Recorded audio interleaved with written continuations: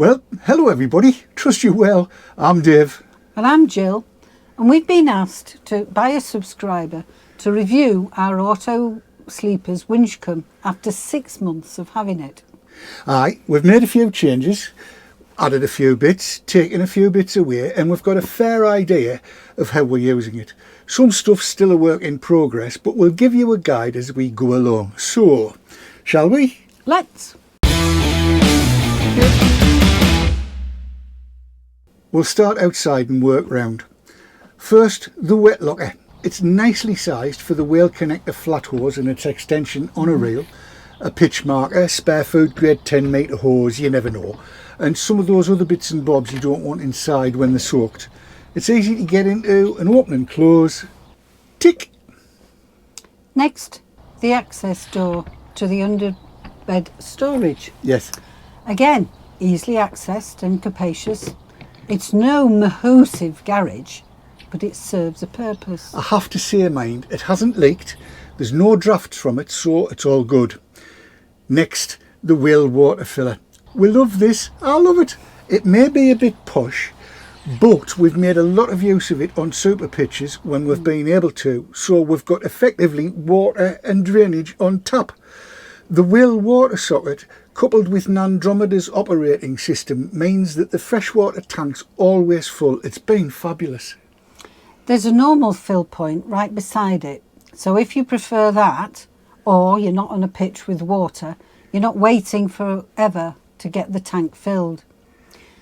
To be frank, you might have preferred to have the water fill on the offside, Yes. so it doesn't interfere with awning space, but you know, so far it hasn't really proved to be a major pain. More or less straight below that is the freshwater drain outlet, which we've never used. There's no problem there. Then there's the gas outlet, which is handy if you fancy a gas barbecue or a hot plate or whatever. We haven't actually used that yet. Some of us prefer fire, don't you know? We have, though, used the external electric point. It's handy, it's in the right place, and it protects your plug nicely. Like it. The hub door and electric step are fine, even if a wider door would be nice. The door bin I find not useful at all for waste, though it's a great storage for my walking boots, especially when they're dirty. I put my indoor shoes in while I'm out and then change when I return. No need to get wet again to put them in the wet locker. We bought a collapsible bin, which is great and is big enough to separate recycling. Yes. Next up, or down, is the grey water drain tap. Yes, it's easy to get at, and it's very handy for attaching the collapsed drain tubes we've got right at the back corner. The wind out awning, or canopy, is the usual fare. It's a bit taller than many, I suppose, but long and gives good shade when it's needed. Less often in the UK than in Spain, evidently. Going round the back of the Winchcombe, up top there's the reversing camera, which, I've got to say, annoys me more than it probably should. It's very attractive to water, it seems, so frequently gets bubbly and blurry until you've travelled a few miles and the rubbish is blown off. It may get altered or added to in the future. Or it may not. Jill's pretty good at watching Nandromeda's back in manoeuvring situations, and the side mirrors work well for driving forward. Going round to the offside, the Thetford lavabogatory cassette access hatch comes next. Try saying that when you've had a few. The cassette's brilliant. It'll keep us going 3 nights easily, usually 4. It goes in and out easy, but we do get a bit confused about the separate flush tank. Doesn't matter what we do, we can't get the top tube to empty into the tank. So if you decide to put a bit of the pink stuff in at the end because you've forgotten at the beginning, it's an age thing. It'll just sit there waiting for the next time you add water. Now that's got me flummoxed. Do you know what we're doing wrong, or is that just the way it works? Comments and advice down below, please, folks.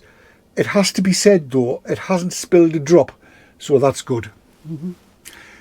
Lecky point next. It turns out that little blue knobby thing works, but it's not strictly necessary if you're as cack-handed as me and can't get your fat sausage fingers into it when it's chucking it down with rain and you just pull on the socket. We've had no issues with the lecky or the socket, so there's obviously no problems with water ingress. And truth be told, it's seen some downpours, mostly in Scotland, but then Scotland. The fridge vents and the humour exhaust. Humour exhaust? Trumour exhaust. Humour me. We've taken mixed messages about the fridge vents. We've got the covers, but honestly I've no idea whether they're properly necessary. Yes. What Jill means is the fridge tends to run on elastic trickery 95% of the time, probably more, and only switches over to gas if we have a lunch stop on the road to the next site, or stop to see something lovely and beautiful, although normally I only need to glance to my left for that when we're on the road, don't you know? So we don't really know what they're for. Again, down below for your sage words, please, people. And finally, the gas Lpg Fill Point. If you've seen our first fill video, you'll know it took us over 6 months to need to fill it for the first time, given Nandromeda came with a full tank of LPG when we got it, and she doesn't use much. As it turns out, it's more the filling nozzle that's the unknown. The only bugbear with that socket is there's a naff bit of plastic that stops the cap from rolling away with the fairies. It's a proper faff to get it back in and fitted and not jammed in the cap. It's grand being cat-handed.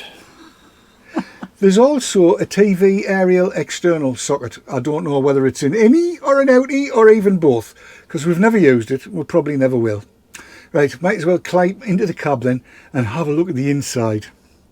First up, the driving position. It's lovely for me. And my only whinge, though, and it's minor, is these damned Remus blinds and the way they fitted behind these bloody stupid grey plastic thingy. It's a pain in the elbow when you're looking to rest your right arm on long boring straight bits of road. There's something's going to happen there. I don't know what yet, but something will certainly happen. The Remus blinds across the front are, as Remus blinds usually are, a bit of a pain.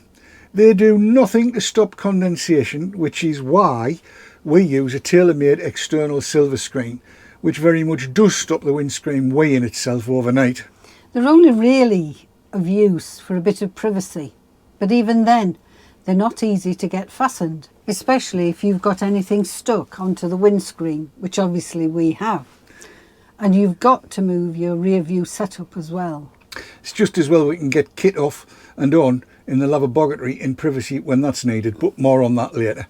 Back to the driving. It's a delight. The 160 odd brake horse auto box engine is nothing short of smooth, tractable and powerful. It's handled everything we've thrown at it with no complaints. It hasn't even hunted up and down the box on steep bits of hills, even without the anti-hunt setting set, because there's an anti-hunt setting. And in cruise control, it actually holds you at the speed you've set downhill, something even our Range Rover won't do. That speeds up downhill, whereas the Sprinter applies the brakes or whatever it does to keep you at the speed you've set. Now, we've belt and braced the sat-nav with our other one that we brought out of the Swift.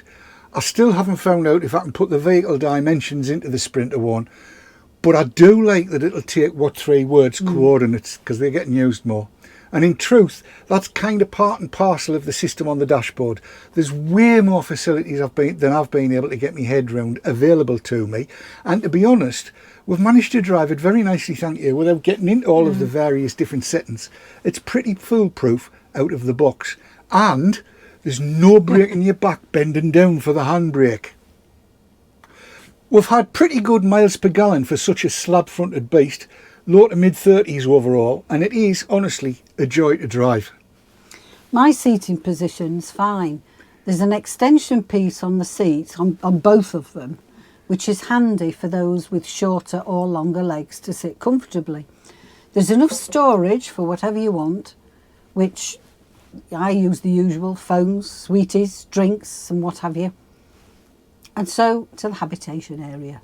Now, we chose the Winchcombe because it's spacious. It feels huge. It's TARDIS-like inside. There's loads of space to move past each other, dance with each other, shift stuff about. All kinds. The 2 bench seats convert into 2 singles very easily and quickly, and that's the layout we've mostly used. There's bags of room for me at 6'2".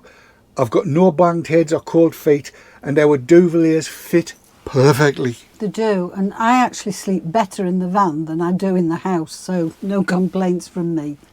Now, the lockers, there's loads of them, and they're more than adequate. Indeed, there's been times when we've had a spare empty one, depending largely on how much camera equipment I want to carry on a given trip. So we've got no complaints there. More importantly, I can reach the back She of can. every locker. all the way. Yay! Oh, it's brilliant. Now, the kitchen area layout is lovely.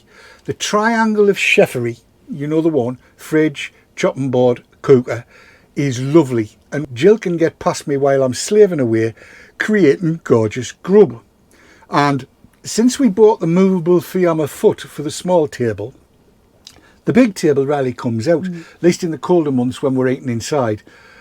That in itself, though, the big table is grand. It's easily movable, and you can happily feed four at it, and you can put it outside. But back to the cooking area. Yeah, the sink is quite slow to drain, and we've both managed to catch the tap when the glass cover's been down over it. The latter might be fixable, but we just haven't worked out how yet. The Truma heating system gives more than enough hot water.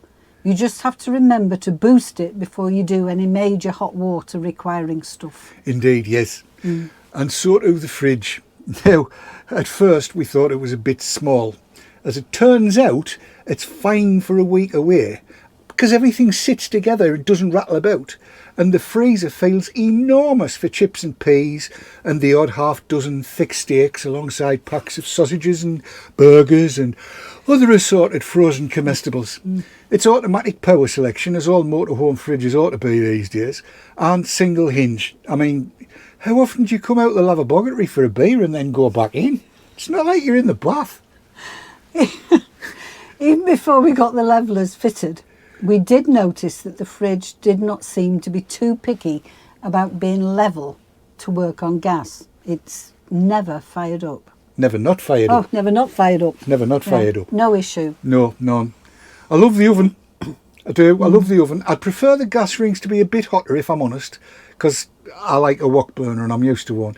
And we've never used the lecky ring because I don't like them at all. I much prefer gas for me pans. Storage around the kitchen's more than adequate, although we did get rid of the plate rack pretty quickly. Yeah, they're just a rattlefest wait looking for somewhere to happen. And we dumped the melamine for toughened glass crockery. Melamine's gone.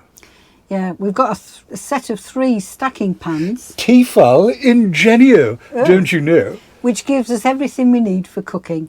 And up in the little flat cupboard above the microwave, we've got a cheapo electric blacktop for when we fancy using it. A blacktop's the proper name for a griddle, by the way. As you may have seen, there's no telly for us. The telly cupboard is far too small for anything that my old eyes can see comfortably. So it's become the storage area for electronics and the projector. We're going to put another shelf in there, we think, just to give it a little bit more flexibility. And from there to the washroom. It's pretty damn big.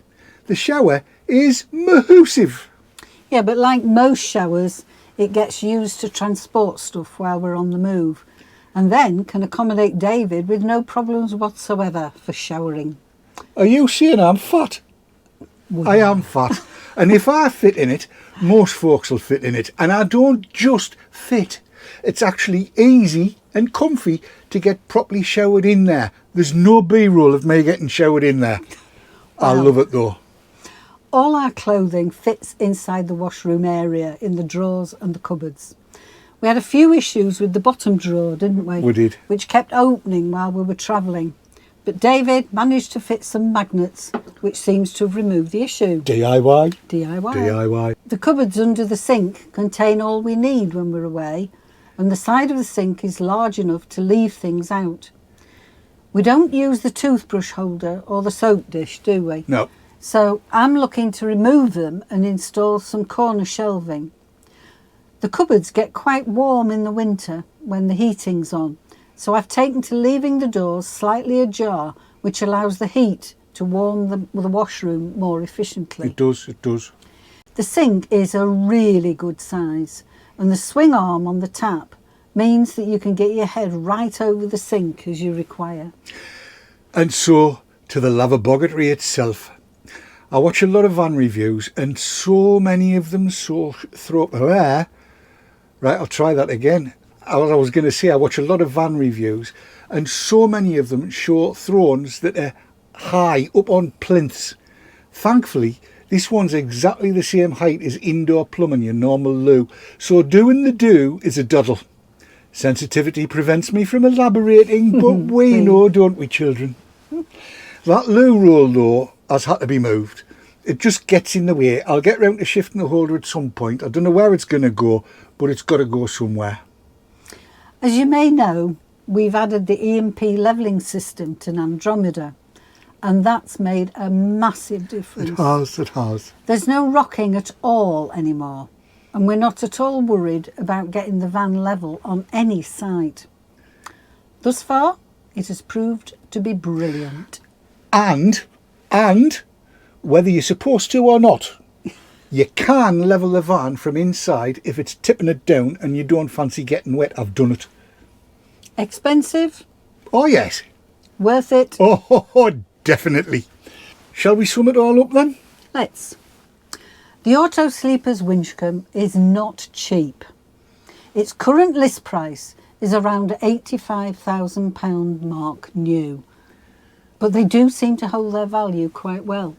For me, it's definitely worth it. I mean, obviously, your layout preferences might be different from ours, and every van requires some kind of compromise, but this, for me, is ideal. It's easy to drive, it's comfy, it's capacious. The Truma blown air heating is, for me, fab. It heats the van up quickly if you do it on the mix setting. Brilliant. And the lavaboggery end is huge, it's dead easy, and it's pleasant to use. In short, for me, money well spent. In short, for us, money well spent. I totally agree. We've not had to contact the dealer with any complaints. It hasn't been back for any work as yet, so far. It just works. And we can live with the minor, to us, niggles. So there you have it. After 6 months, the Winchcombe has proved to be everything we hoped it would be, hasn't it? Let's see if it's the same a year, 2 years, and so on. I think it will be. Oh, I think it will be. I absolutely love this van. Right. We hope you found this useful and maybe you even enjoyed it. That would be nice. And thanks for sticking with it until the end, if you have done, which you must have done, otherwise you wouldn't be able to hear this. So this is the end. And until we see you next time, enjoy the roads. Enjoy the skies. But most of all, enjoy your lives. See you next time. Take care. Bye. Bye.